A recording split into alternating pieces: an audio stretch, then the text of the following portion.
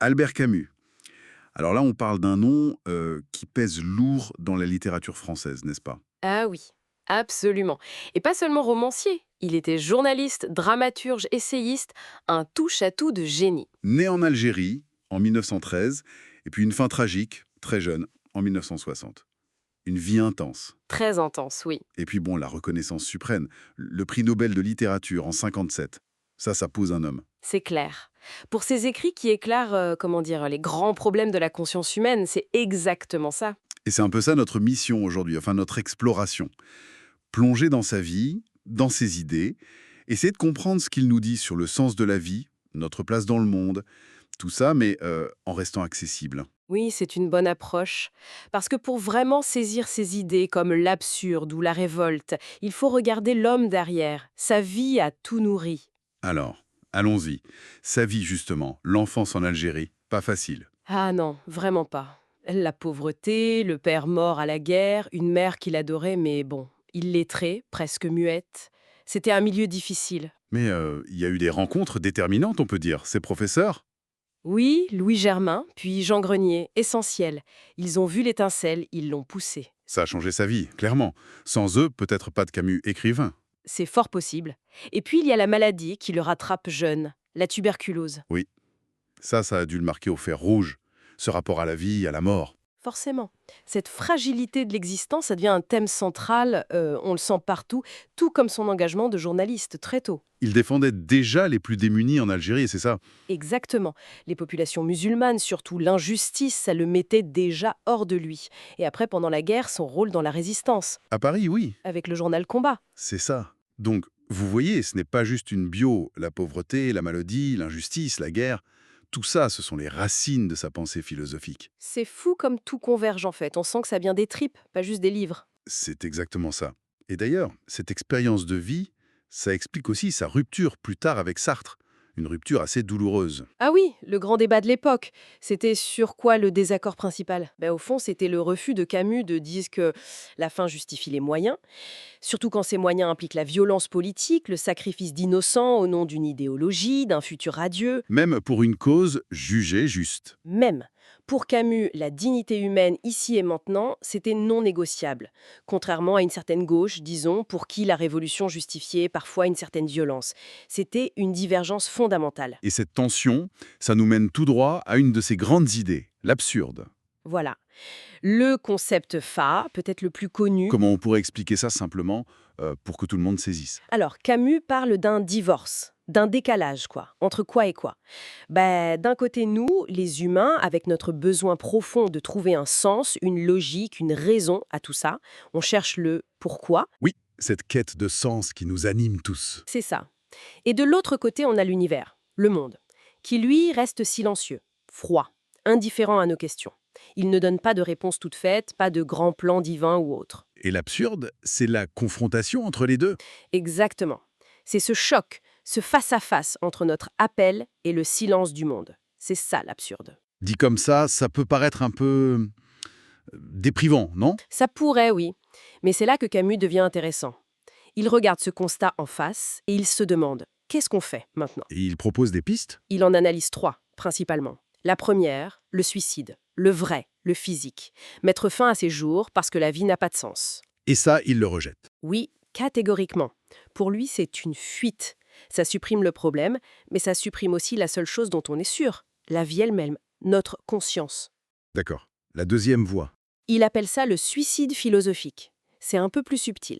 C'est quand on décide de croire en une religion, une idéologie, n'importe quoi qui donne un sens préfabriqué. On fait un saut dans la foi, en quelque sorte. Voilà, on trouve une échappatoire pour ne plus voir l'absurde. Mais pour Camus, c'est tricher, c'est renoncer à la lucidité, donc il rejette ça aussi. Donc il reste quoi, la troisième voie? La seule authentique selon lui, l'acceptation. Mais attention, pas une acceptation résignée, une acceptation lucide, courageuse. Regarder l'absurde en face, sans scier, sans fuir. Maintenir l'attention. Et c'est là que ça devient libérateur. Vous disiez ça tout à l'heure. Ça paraît paradoxal. Oui, parce que si le monde n'a pas de sens donné d'avance, s'il n'y a pas de règles supérieures écrites quelque part, eh bien ça veut dire qu'on est libre. Ah oui, je vois. Notre liberté devient immense. La seule valeur sûre, c'est la vie elle-même. l'intensité du moment présent. Accepter l'absurde, c'est comme une invitation à vivre plus fort, plus passionnément, ici et maintenant. À savourer chaque instant, parce qu'il n'y a rien d'autre. En quelque sorte, c'est une révolte contre le néant par l'affirmation de la vie. Et ça nous amène à Sisyphe, bien sûr. L'image la plus célèbre de l'absurde, le type condamné à pousser son rocher pour l'éternité. C'est ça, le rocher qui retombe toujours, l'effort inutile, absurde par définition. Et pourtant, Camus dit « il faut imaginer Sisyphe heureux ». Alors ça, cette phrase, elle interroge. Heureux, vraiment? Comment on peut être heureux dans une situation pareille? C'est pas juste une façon de se convaincre. C'est la question clé. Le bonheur de Sisyphe, c'est pas la petite joie facile, c'est pas l'oubli de sa condition. C'est un bonheur plus âpre, plus profond. C'est-à-dire? C'est le bonheur de celui qui est maître de son destin, non pas en le changeant, mais en le connaissant, en l'assumant pleinement. Sa supériorité, c'est sa conscience. En étant lucide sur son sort, il le dépasse en quelque sorte. Son rocher, c'est sa chose. Il trouve sa dignité dans l'effort conscient, même s'il est vain. Voilà, c'est la révolte de l'homme contre sa condition. Il n'y a plus de destin supérieur qui le domine. Son univers est à lui.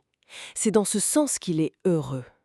Par cette pleine possession de lui-même et de son présent. On voit aussi cette figure de l'homme absurde dans L'étranger, avec Meursault, non? Ah oui, tout à fait. Meursault, c'est l'incarnation de ça. Il vit dans l'instant, dans le ressenti physique, solaire. Il est complètement étranger aux codes, aux attentes sociales, aux grandes justifications. Son indifférence choque, d'ailleurs. Exactement. Et tout son parcours jusqu'au procès, à la fin, ça illustre cette confrontation entre l'individu et un monde qui veut absolument lui imposer un sens, des remords qu'il ne ressente pas. Et sa prise de conscience finale, face à ce qu'il appelle la tendre indifférence du monde. C'est le moment où il rejoint Sisyphe, en quelque sorte. Il accepte l'absurde, il s'ouvre à cette indifférence et s'y sent fraternel. Il devient cet homme absurde, pleinement conscient. D'accord. Donc l'absurde, c'est vraiment ce rapport de l'individu au monde, à l'existence. Mais Camus va plus loin. Il s'intéresse aussi à comment on vit ensemble. Tout à fait, c'est le deuxième grand pilier, la révolte.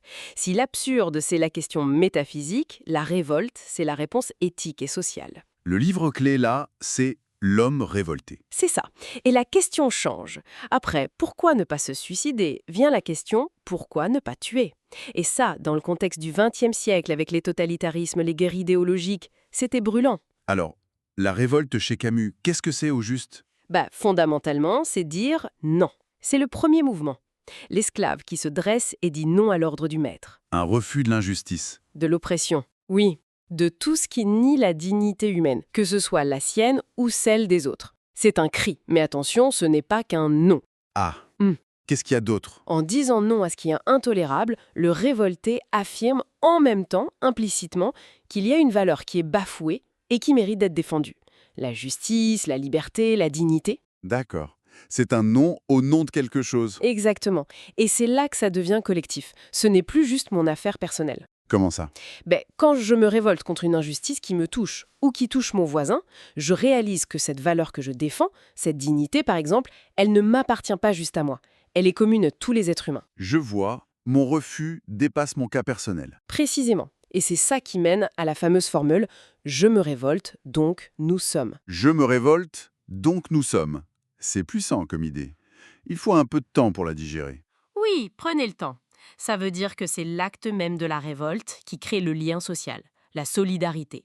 C'est parce que je me révolte que je découvre que je ne suis pas seule, que nous partageons une condition, des valeurs communes. Le jeu du début devient un nous. La révolte comme fondement de la communauté humaine, en quelque sorte. C'est ça. Une communauté basée non pas sur une identité abstraite, mais sur le refus partagé de l'inacceptable et l'affirmation de valeurs communes. C'est une vision très forte de la solidarité. Mais Camus, il est prudent avec la révolte elle-même, non? Il met des garde-fous. Ah oui, et c'est essentiel chez lui. C'est là toute sa nuance, son refus des extrêmes. Pour lui, une révolte authentique doit rester fidèle à ce qu'il a fait naître, la défense de la vie et de la dignité. Donc elle ne peut pas tout se permettre. Non, Elle ne peut pas justifier le meurtre, la terreur, l'écrasement de l'individu au nom d'un futur idéal, d'une cause abstraite. C'est sa grande critique des révolutions qui deviennent totalitaires, comme le stalinisme. Elles trahissent la révolte originelle, Il prône une révolte qui garde la mesure alors. qui laisse humaine. Exactement. Une révolte qui pose des limites. Toujours cette idée que la fin ne justifie pas les moyens. La dignité de chaque personne, ici et maintenant, est la seule boussole. C'est exigeant, hein? Oui, c'est exigeant. Et on peut se demander si c'est toujours réaliste face à certaines formes de violence ou d'oppression. C'est tout le débat. Camus ne dit pas qu'il ne faut pas lutter, mais il dit que la lutte ne doit pas détruire ce qu'elle veut sauver. L'exemple littéraire parfait, c'est La Peste. Ah oui, la ville d'Oran, isolée par l'épidémie. Une allégorie, on dit souvent. Oui, une allégorie de l'occupation nazie, bien sûr, mais aussi de toute forme de malheur collectif, de toute situation absurde qui s'abat sur une communauté. Et ce qui est intéressant, c'est comment les personnages réagissent. Exactement. Prenez le docteur Rieux. Il lutte contre la peste sans grand discours, sans héroïsme affiché, sans même être sûr de gagner. Pourquoi il le fait agir? Par honnêteté, dit-il, par simple devoir humain face à la souffrance. Par solidarité, au fond. Voilà, une solidarité très concrète au jour le jour. Les personnages forment une communauté dans cette lutte partagée, basée sur le respect mutuel et le refus de céder au désespoir ou à la haine. C'est ça la révolte mesurée et tenace selon Camus. C'est très clair. Donc, on a l'absurde et la révolte comme piliers, mais il y a d'autres thèmes qui reviennent souvent chez lui, j'imagine. Ah oui, la culpabilité par exemple, le jugement, l'hypocrisie dans nos relations, c'est exploré de façon magistrale dans La Chute. Ah, Clamence, le juge pénitent. Un personnage assez glaçant, non? Oui, parce qu'il nous renvoie à nos propres petites lâchetés, à nos faux semblants. C'est un miroir assez dérangeant. Et puis, il y a ce sentiment d'être un étranger. Ça revient souvent, on dirait. Oui, sans doute lié à sa propre histoire, hein. Pied noir en Algérie, puis algérien à Paris, issu d'un milieu pauvre dans le monde des intellectuels. Ce sentiment d'être un peu à côté, en décalage, ça imprègne beaucoup de ses textes, au-delà même de l'étranger. Il ne faut pas oublier son combat contre la peine de mort. Ah non, surtout pas. C'était une lutte acharnée, très argumentée. Pour lui, c'était le meurtre le plus prémédité, une barbarie indigne. Une dernière chose à clarifier peut-être, Camus et l'existentialisme. On les met souvent dans le même sac, surtout avec Sartre. Mais lui, il refusait cette étiquette. Pourquoi? C'est une nuance importante, oui. Il y avait plusieurs raisons. D'abord, il trouvait que certains existentialistes, y compris Sartre selon lui, finissaient par faire une sorte de saut, après avoir reconnu l'absurde. Un sot, c'est-à-dire... Ben, par exemple, l'idée sartrienne que la liberté humaine est tellement absolue qu'elle crée ses propres valeurs à partir de rien. Pour Camus, ça confinait à une sorte d'illusion, une façon de se redonner un pouvoir quasi divin après avoir constaté le silence du monde. D'accord. Et autre chose? Surtout, je crois, Camus mettait beaucoup plus l'accent sur l'idée d'une nature humaine partagée, quelque chose de commun qui se révèle justement dans la révolte, dans ce « nous sommes ». Des valeurs comme la dignité, la mesure, la solidarité, qui ne sont pas juste des créations individuelles. Alors que Sartre insistait plus sur la liberté radicale de l'individu, sa subjectivité comme point de départ absolu. C'est ça. Leur point de départ sur l'absurde était proche, mais les chemins qu'ils prenaient ensuite, surtout en morale et en politique, divergeaient pas mal. Camus était plus attaché à l'homme concret, à la communauté, à des limites. Bon, on voit que l'héritage de Camus est immense et toujours très pertinent en fait. Ah oui, incroyablement. Réfléchir à comment vivre sans réponse toute faite, comment résister à l'injustice, l'importance du lien humain, ce sont des questions pour nous aujourd'hui, complètement. Et ce qui rend sa pensée si forte, c'est qu'elle n'est jamais abstraite. Elle est nourrie par sa propre vie, ses luttes, son amour de la vie aussi, du soleil, de la Méditerranée. On sent l'homme derrière les mots. Exactement. Ça lui donne une authenticité, une humanité bouleversante. Et puis, bon, sa mort. Si soudaine, si absurde justement dans cet accident de voiture. Ça résonne de façon troublante avec toute sa philosophie, hein. Cette confrontation brutale au réel. C'est vrai. Alors pour finir, peut-être une dernière idée à emporter, inspirée par lui. Si le monde n'a pas de sens ultime et si l'injustice existe, qu'est-ce qui nous reste? Peut-être l'invitation à aimer ce qui est là, certains, la vie, sa beauté même fragile, les autres, la chaleur humaine. Oui, et en même temps, le courage de dire non. Voilà, le courage de refuser ce qui abîme cette vie, cette dignité. Trouver cet équilibre en somme. Comment chacun de nous, à notre petite échelle, on peut tenir ensemble cette lucidité sur l'absurde et cet engagement solidaire.